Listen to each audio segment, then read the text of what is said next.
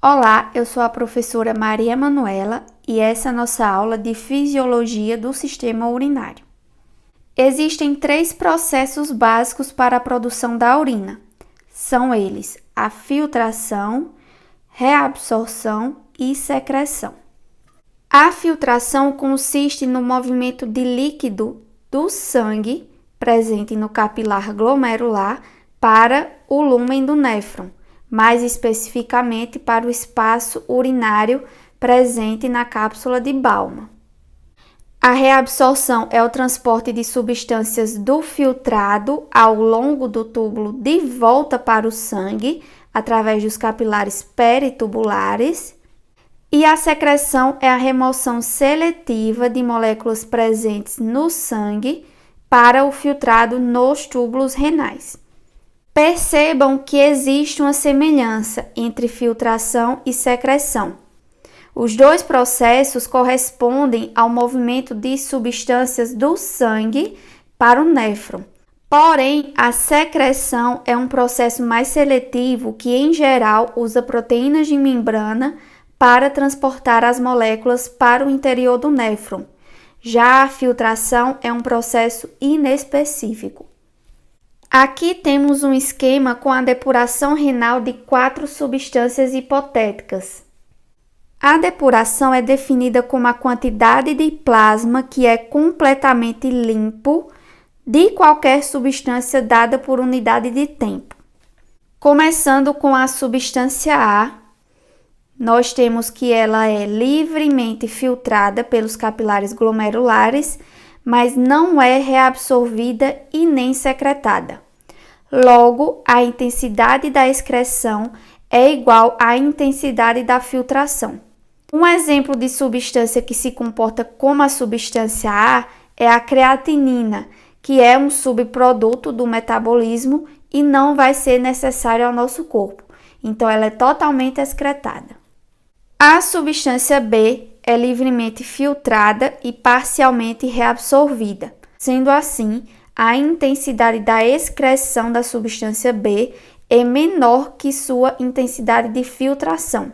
Um tipo de substância que se comporta dessa forma são os eletrólitos corporais, como, por exemplo, os íons sódio e cloreto.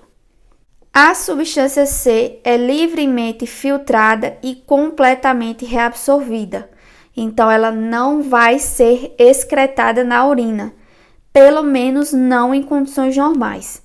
Os exemplos são os aminoácidos e glicose, que apesar de serem filtrados, são necessários ao nosso corpo, então eles serão completamente reabsorvidos.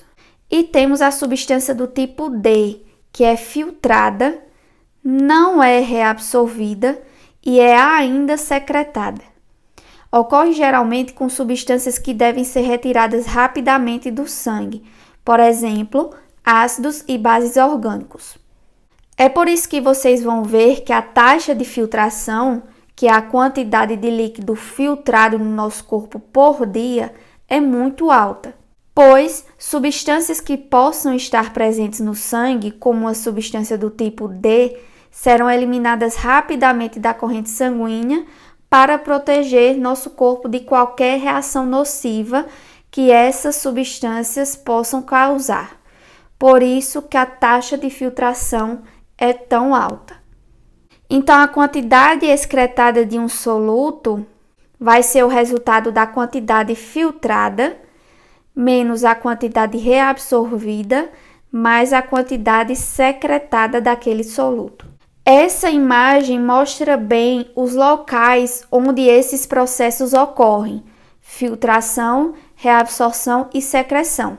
Lembrando que ela é uma imagem apenas ilustrativa, pois nós vimos que o néfron possui uma conformação específica do túbulo renal que foi simplificada nesse esquema. Começando no corpúsculo renal, 180 litros de sangue são filtrados por dia. À medida que esse filtrado flui pelo túbulo proximal, cerca de 70% vai ser reabsorvido. A gente sai de um volume de 180 litros por dia para um volume de 54 litros por dia quando o ultrafiltrado chega na alça de Henle. Esse volume, que é de aproximadamente 30% do volume que foi filtrado inicialmente, chega no início da alça de Henle, que é o local principal para a produção de urina diluída, e ao longo dela é reabsorvido mais soluto do que água, e o filtrado começa a se tornar hipoosmótico. Quando o filtrado sai da alça de Henle e chega ao túbulo contorcido distal, vamos ter o volume de 18 litros por dia. No túbulo contorcido distal e no ducto coletor, vai haver uma regulação fina do balanço de sal e água sobre o controle hormonal. Ou seja, a reabsorção de água nessas porções do néfron vai depender da presença ou não de um hormônio. Esse hormônio é o hormônio antidiurético ou vasopressina. Independente disso, o volume final vai ser de 1,5 litros por dia. Quanto à concentração dessa urina, ela pode estar muito diluída ou altamente concentrada. E aí, como eu disse, vai depender da presença ou não do hormônio antidiurético, que vai fazer com que essas porções do néfron se tornem permeáveis ou não à água. Como vimos no início da aula, a filtração é o primeiro passo para a formação da urina e ocorre no corpúsculo renal. Para entender como esse processo ocorre, precisamos relembrar das 3 barreiras de filtração: o capilar do glomérulo, a membrana basal e as fendas de filtração dos podócitos, que são o folheto visceral da cápsula de Bowman. Os capilares glomerulares são capilares do tipo fenestrados. Eles apresentam grandes poros. Porém, apesar da presença deles, não atravessa a barreira de filtração, células do sangue e proteínas plasmáticas. As células do sangue são maiores do que esses poros. E no capilar do glomérulo, a gente tem a presença de proteínas carregadas negativamente que ajudam a repelir as proteínas plasmáticas, que também são carregadas negativamente. Então, cargas iguais se repelem. A segunda barreira de filtração é a membrana basal. Relembrando, é a união da membrana basal do capilar do glomérulo com a membrana basal dos podócitos. A membrana basal é uma camada acelular de matriz extracelular e é formada por glicoproteínas carregadas negativamente, que também vão repelir as proteínas plasmáticas. E a terceira barreira da membrana de filtração são as fendas de filtração formadas pelos prolongamentos presentes nos podócitos. Além disso, existem 2 proteínas bem importantes nessas células, a nefrina e podocina, que também atuam repelindo as proteínas presentes no plasma, evitando que elas sejam filtradas. Na filtração, o líquido que foi filtrado recebe o nome de ultrafiltrado e fica localizado no espaço entre os folhetos da cápsula de Bowman, o folheto interno ou visceral e o folheto externo ou parietal. Esse espaço é o espaço urinário ou espaço capsular.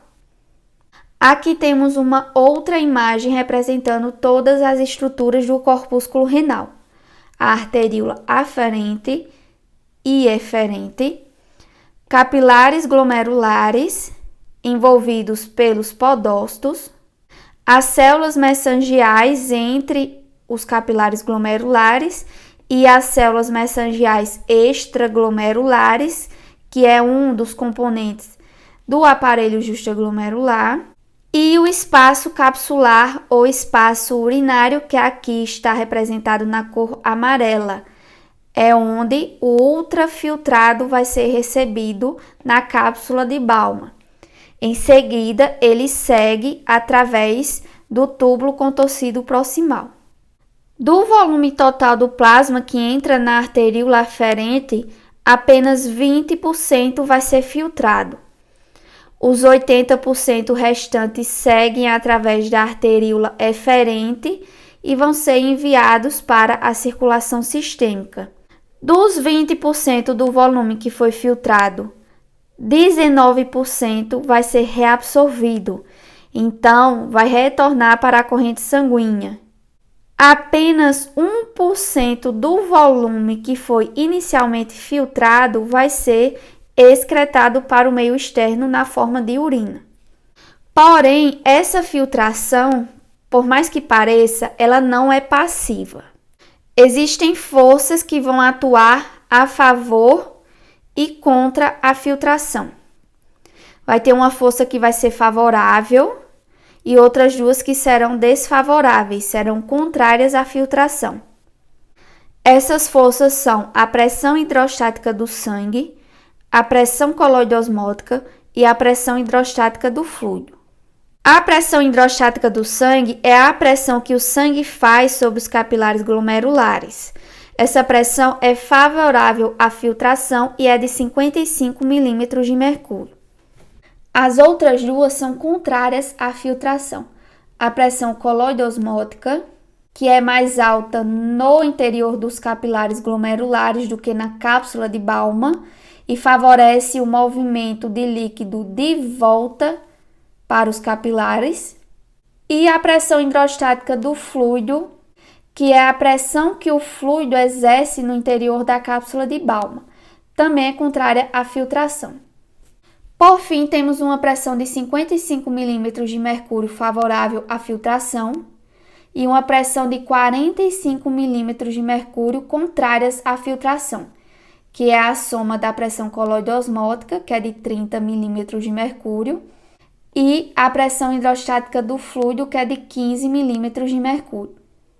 Mesmo com essas duas forças agindo contra a filtração, ela ocorre, porque essas duas forças unidas ainda são menores do que a força favorável à filtração.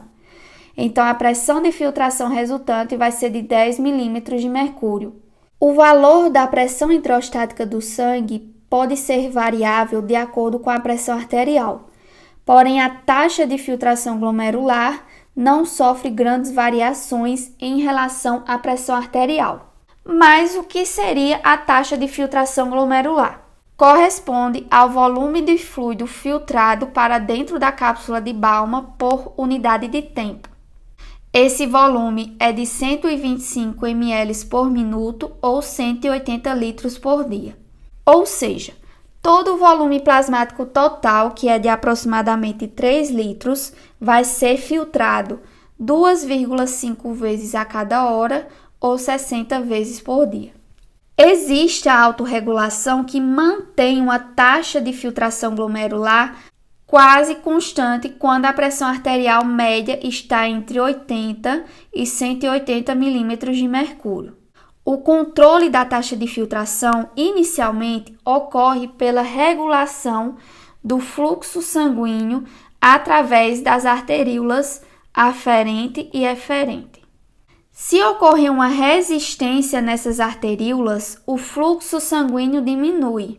Porém, o efeito da resistência na arteríola pode alterar, aumentando ou diminuindo a taxa de filtração glomerular, a depender de onde a resistência vai ocorrer.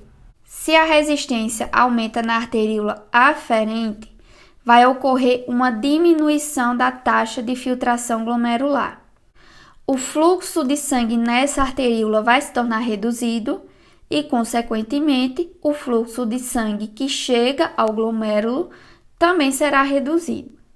Agora, se a resistência aumenta na arteríola eferente, vai haver um aumento da taxa de filtração glomerular, pois o sangue se acumula antes da constrição, que é exatamente no glomérulo. A autorregulação da taxa de filtração é um processo de controle local. O objetivo é manter uma taxa relativamente constante frente às flutuações normais da pressão arterial, com o intuito de proteger as barreiras de filtração da pressão arterial alta, que pode danificá-las. Esse processo não é bem compreendido mas um desses mecanismos ocorre no aparelho justaglomerular. Já vimos os seus componentes lá na primeira aula: a mácula densa do túbulo contorcido distal, as células justaglomerulares da arteríola aferente e as células mesangiais extraglomerulares. Aqui nós temos um exemplo de quando a taxa de filtração glomerular aumenta. Quando isso acontece, os níveis de sódio e cloreto aumentam porque o sangue vai passar muito rápido e esses íons não serão reabsorvidos da maneira adequada. Então, quando o ultrafiltrado passar pelo túbulo contorcido distal, na região da mácula densa, esse aumento vai ser percebido e a mácula densa vai enviar sinais parácrinos para a arteríola aferente. Nesse momento, a arteríola aferente vai se contrair, o que aumenta sua resistência e diminui a taxa de filtração glomerular. Mas nós também temos mecanismos de autorregulação pelo aparelho justaglomerular quando a pressão arterial diminui, o que promove uma queda na pressão hidrostática glomerular e, consequentemente, uma queda na filtração glomerular. Sendo assim, lá na mácula densa, a gente vai ter uma quantidade reduzida de cloreto de sódio. E aí vai ocorrer um mecanismo de regulação onde a resistência da arteríola aferente vai diminuir. Ela vai se dilatar para aumentar o fluxo sanguíneo e a gente ter esses valores normalizados. Um outro mecanismo de atuação é a partir da liberação de renina, que é uma enzima, pelas células justaglomerulares. Mas esse mecanismo a gente vai ver na aula de controle da função renal. O segundo processo para a formação da urina é a reabsorção. E para que uma substância seja reabsorvida, ela precisa atravessar as células epiteliais dos túbulos renais e a membrana do capilar peritubular. Entre esses dois obstáculos, a gente vai ter o interstício. O ultrafiltrado que entra no túbulo contorcido proximal tem uma composição quase idêntica à do plasma. Contém mais de 150 componentes diferentes. Mas destes, os principais são os íons, como por exemplo sódio, potássio e cloreto, açúcares, aminoácidos, creatinina, ureia, além de grande quantidade de água, fármacos ou toxinas. E a taxa de reabsorção vai ser diferente para cada substância e a reabsorção vai ser específica também de acordo com as porções dos túbulos renais. Porém, o túbulo contorcido proximal possui uma alta capacidade de reabsorção, e isso está diretamente relacionado com as características celulares desse túbulo. Nós temos microvilosidades e pregas na superfície basolateral que vão ampliar a área de superfície para a reabsorção. E também vamos ter a presença de numerosas mitocôndrias para suprir os transportadores que usam ATP nessa porção do túbulo renal. Dentre as substâncias reabsorvidas no túbulo contorcido proximal, glicose, proteínas e aminoácidos são reabsorvidos completamente ainda nesta porção do néfron. Dentre as substâncias reabsorvidas no túbulo contorcido proximal, nós temos a reabsorção total de moléculas como a glicose, proteínas e aminoácidos. Agora perceba, nós temos aqui a presença de proteínas, mas nós vimos na filtração que as proteínas não atravessam a membrana de filtração. Geralmente isso não ocorre, mas pode ser que alguma proteína passe através das membranas de filtração. No caso dessa molécula, a reabsorção vai ocorrer por pinocitose, que é um dos tipos de transporte ativo que veremos a seguir. A reabsorção envolve a transferência de água e solutos da luz do túbulo ao interstício. Uma vez no interstício, esses materiais estão livres para entrar na rede capilar peritubular. Para esse transporte, existem duas vias. A via paracelular, que se situa entre duas células epiteliais adjacentes, e a permeabilidade dessa via é determinada pelas estruturas das junções de oclusão entre essas células. E na via transcelular, nós temos a captação de um soluto para o interior de uma célula epitelial, que depois segue para o interstício. Para esse transporte, canais e transportadores vão realizar essa travessia através das membranas apical e basolateral. A membrana apical, que é a que está em contato com a luz do túbulo renal, também pode ser chamada de membrana luminal. O transporte dessas substâncias pode ser feito por transporte ativo ou por transporte passivo. Existem dois tipos de transporte ativo e a gente vai começar a falar do transporte ativo primário. Este tipo de transporte move o soluto contra o gradiente eletroquímico e requer energia derivada do metabolismo.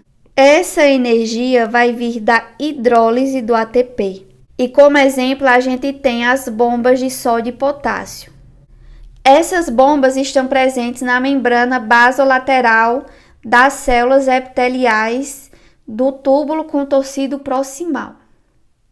Elas quebram o ATP e usam a energia para transportar íons sódio para fora das células epiteliais e íons potássio para dentro. O resultado desse transporte é que as concentrações intracelulares de sódio vão diminuir e a de potássio vai aumentar. Isso vai criar uma carga negativa dentro das células epiteliais tubulares de menos 70 mV, enquanto que no lúmen tubular a gente tem uma carga de menos 3 mV. Isso vai provocar a difusão passiva de sódio do lúmen do túbulo proximal para dentro das células que formam a parede desse túbulo, porque elas estão com carga mais negativa do que o lúmen tubular. Então, esse percurso é a favor do gradiente eletroquímico. O sódio também pode ser transportado pela via paracelular. Por fim, o sódio vai ser reabsorvido do líquido intersticial para os capilares peritubulares por ultrafiltração. No transportativo secundário, a gente tem também uma energia derivada do metabolismo, mas essa energia não é derivada diretamente para esse transporte. O que nós vamos ter aqui são duas ou mais substâncias interagindo com uma proteína específica na membrana luminal, que vai atuar como uma molécula transportadora, e ambas substâncias vão ser transportadas a partir dessa proteína para o interior das células epiteliais tubulares. Uma vez que uma das substâncias, como por exemplo o sódio, se difunda através de seu gradiente eletroquímico, a energia liberada dessa difusão vai ser utilizada para mover outras substâncias, que por exemplo podem ser a glicose e aminoácidos. Resumindo, o transportativo secundário não necessita da energia direta do ATP. Ao invés disso, a fonte de energia vai ser liberada pela difusão facilitada de outra molécula, que no caso vai ser transportada a favor do seu gradiente eletroquímico. Depois disso, a glicose, por exemplo, pode ser transportada para o líquido intersticial através da proteína GLUT, presente na membrana basolateral. Quando os solutos são transportados para fora do túbulo por transporte ativo, tanto o primário quanto o secundário, suas concentrações tendem a diminuir no túbulo, enquanto aumentam no interstício renal. Esse fenômeno cria diferença de concentração que causa osmose na mesma direção em que os solutos são transportados, do lúmen tubular para o interstício renal. Porém, algumas porções do túbulo renal não são permeáveis à água. O transporte da água por osmose pode ocorrer via paracelular, através das junções oclusivas ou via transcelular. Isso ocorre porque nas junções oclusivas nós não temos uma oclusão total. Elas não são fechadas completamente, como o seu nome denota. Agora, o interessante é que à medida que a água se desloca pelas junções oclusivas por osmose, ela também pode carregar com ela alguns dissolutos. Esse processo recebe o nome de arrasto dissolvente. Agora, novamente falando sobre o sódio. Quando ele é reabsorvido lá no túbulo contorcido proximal por transporte ativo, íons com carga negativa, como o cloreto, são transportados junto com ele. Porque com a saída do sódio no lúmen tubular, a carga dele se torna mais negativa. Lembrando que o sódio é um íon com carga positiva. Então, o lúmen do túbulo fica com uma carga negativa comparada com o líquido intersticial. Por esse motivo, os íons cloreto se difundem para o líquido intersticial pela via paracelular. Consequentemente, o interstício vai se tornando mais negativo e o lúmen tubular mais positivo. Isso vai atrair íons com cargas positivas que serão reabsorvidos pela via paracelular e também pela via transcelular. A ureia também é reabsorvida passivamente no túbulo. À medida que a água é reabsorvida por osmose, a concentração de ureia no lúmen tubular aumenta, e esse aumento cria um gradiente de concentração que favorece a reabsorção da ureia. Contudo, apenas metade da ureia filtrada pelos capilares glomerulares é reabsorvida. O restante passa para a urina, permitindo que os rins excretem grandes quantidades desse produto do metabolismo. Outro produto do metabolismo que não foi representado aqui é a creatinina. Ela é uma molécula ainda maior do que a ureia e ela é praticamente impermeável à membrana tubular. Portanto, quase nada da creatinina que é filtrada é reabsorvida, por isso que ela nem foi representada nesse esquema. A terceira função dos néfrons e ductos coletores é a secreção, que é o transporte de substâncias do sangue para os túbulos renais. A secreção tubular tem dois resultados importantes. O primeiro é a homeostasia dos íons potássio e H+, e sobre os íons H+, a sua secreção ajuda a controlar o pH sanguíneo. O segundo resultado importante é a eliminação de metabólitos e substâncias nocivas. Em decorrência da secreção tubular, determinadas substâncias passam do sangue para a urina e podem ser detectadas pelo exame de urina. É especialmente importante para testar atletas à procura de substâncias que intensifiquem o seu desempenho, como por exemplo os esteroides anabolizantes. Além disso, os exames de urina também podem ser usados para detectar álcool etílico ou substâncias psicoativas, como por exemplo a maconha, a cocaína e a heroína. O túbulo contorcido proximal é um local importante para a secreção de ácidos e bases orgânicos, como sais biliares, oxalato, urato e catecolaminas. Muitas dessas substâncias são produtos finais do metabolismo e devem ser removidas rapidamente do corpo. Além dos produtos finais do metabolismo, os rins secretam muitos fármacos ou toxinas potencialmente danosas, diretamente através das células tubulares para o lúmen tubular e depuram com rapidez essas substâncias do sangue. No caso de certos fármacos, como o caso da penicilina, a depuração rápida pelos rins cria problemas para a manutenção das concentrações terapeuticamente eficazes desse fármaco no nosso sangue. Já as porções distais do néfron, começando com a alça de Henle até o túbulo contorcido distal e túbulo coletor, a gente vai ter a secreção dos íons H+ e potássio. Agora falando um pouquinho sobre a urina concentrada e diluída. A osmolaridade da urina é uma medida de quanta água é excretada pelos rins. A urina diluída é formada para a manutenção da homeostasia, onde vai ser necessário eliminar o excesso de água. Então, isso é válido para pessoas que ingerem o volume ideal de água todos os dias.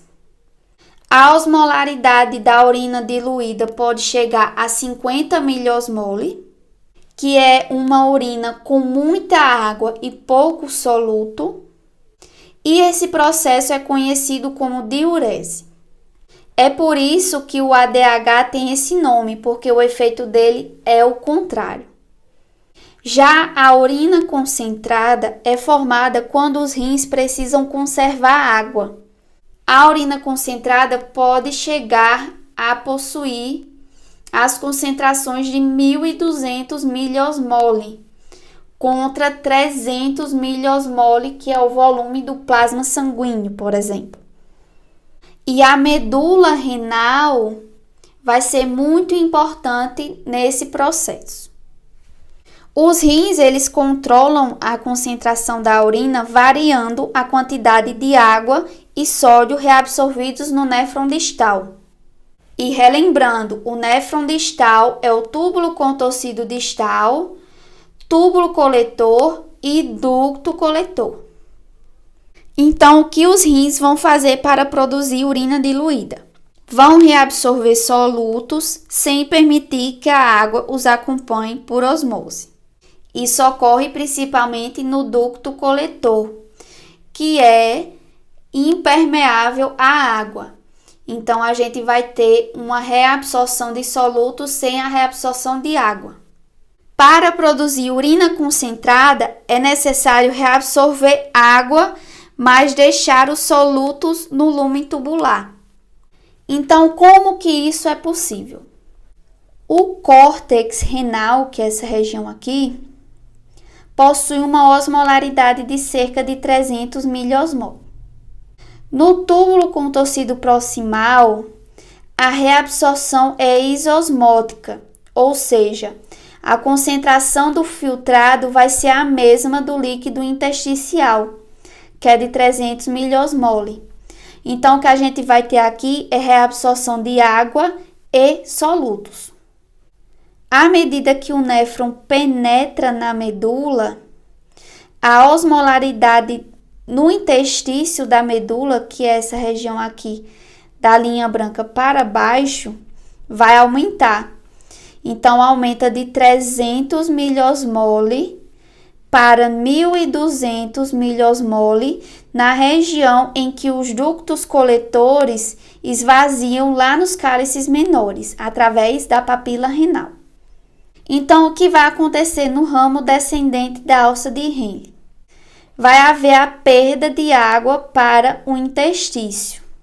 Então, no ramo descendente da alça de Henle, a gente vai ter apenas reabsorção de água.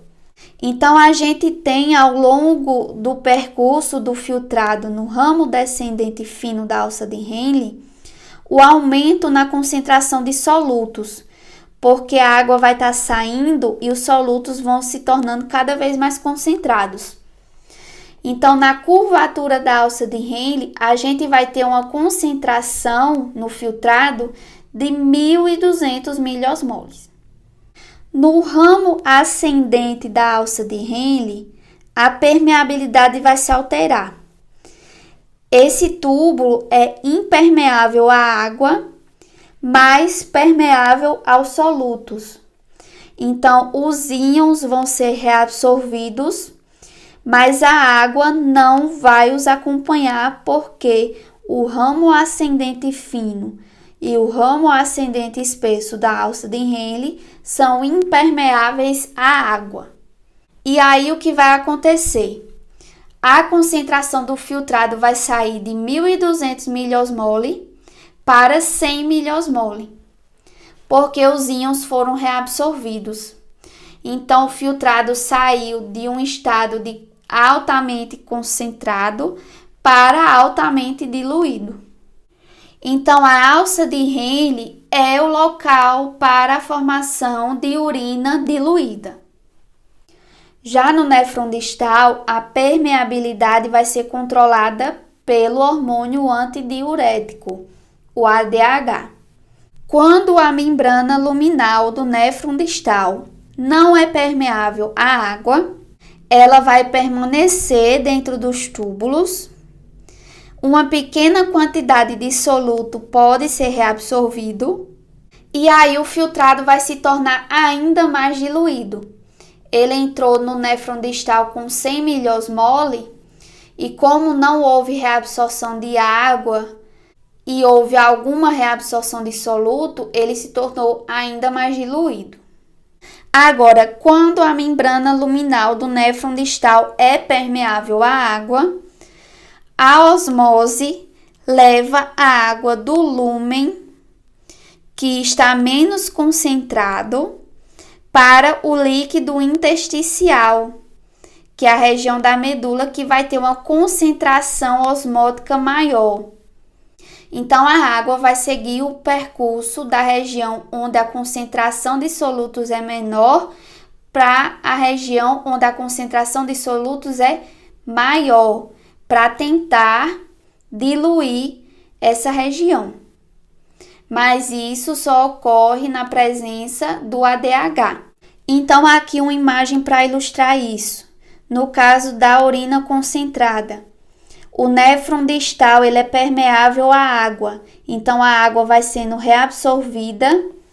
Com isso, a concentração da urina vai se tornando cada vez maior até chegar nos 1.200 miliosmoles. No caso da urina diluída, o néfron distal não é permeável à água, então a água não vai sair daqui e pode ainda acontecer de algum soluto ser reabsorvido. Então, aqui no exemplo, a urina tem 100 miliosmole, mas ela pode estar ainda mais diluída, chegando a 50 miliosmole. Nesse caso, é quando o corpo está precisando perder água, e no caso da urina concentrada, é quando o corpo precisa conservar a água. Há exceção nos casos do ritmo circadiano desse hormônio, do ADH, que durante a noite ele é liberado em níveis maiores, que aí vai aumentar a permeabilidade do néfron distal à água, vai fazer com que a água seja reabsorvida e isso faz com que a gente urine menos de noite e que a primeira urina do dia seja bem concentrada. Uma vez que o filtrado deixa os ductos coletores, ele já não pode mais ser modificado e a sua composição não vai se alterar. O filtrado agora é a urina, que flui dos cálices menores até a bexiga urinária, onde vai ser armazenada para ser posteriormente excretada pela uretra. Então, esse processo é a micção, que é a excreção da urina da bexiga urinária para o meio externo. A abertura entre a bexiga urinária e a uretra é fechada por dois anéis musculares chamados esfíncteres. A gente tem o esfíncter interno, que é uma continuação da parede da bexiga urinária e é formado por músculo liso. E o esfíncter externo, que é um anel de músculo esquelético controlados por neurônios motores somáticos. Ele se mantém contraído, exceto durante a micção. Então, a micção é um reflexo espinal simples. Como é que ela ocorre? À medida que a bexiga urinária se enche com urina, as suas paredes se expandem e receptores de estiramento vão enviar essa informação através de neurônios sensoriais para a medula espinal. Essa informação na medula espinal vai ser integrada e transferida para dois conjuntos de neurônios. Um vai ser excitatório e o outro inibitório. O primeiro grupo de neurônios são os neurônios parasimpáticos, que inervam o músculo liso da parede da bexiga urinária. O seu efeito vai ser a contração, que vai aumentar a pressão no conteúdo da bexiga urinária. Segundo efeito, a inibição dos neurônios motores somáticos que inervam o músculo esfíncter externo da uretra. Então, a contração na parede da bexiga urinária vai forçar a urina em direção à uretra. A pressão desse movimento força o esfíncter interno a se abrir, enquanto o esfíncter externo relaxa.